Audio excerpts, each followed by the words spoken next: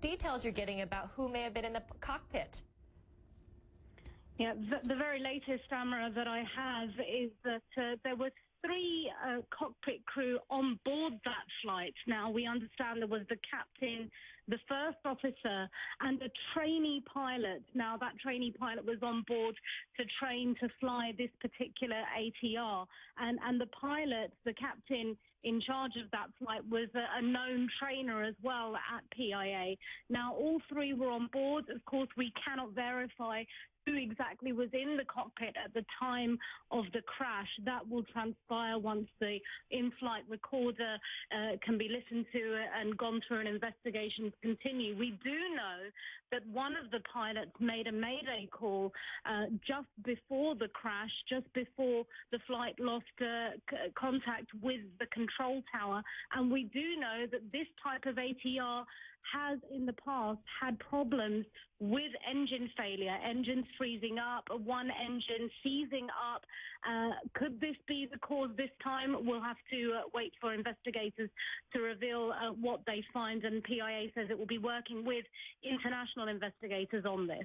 Amara? We don't know the names of the victims, who they were, but we do know of one, a pop star known very well in Pakistan. What else can you tell us about him?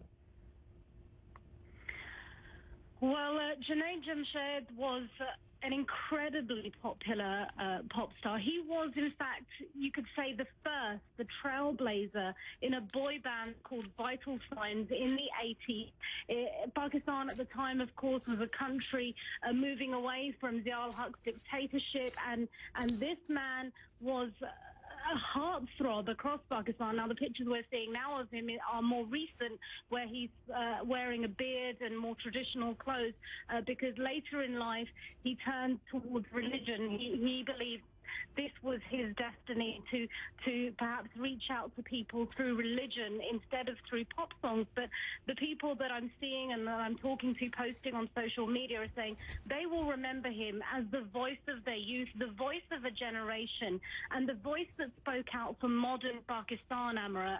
So many people saying how he and his band Vital Signs really changed the dynamic of Pakistan on the international map for Pakistanis both in Pakistan and abroad.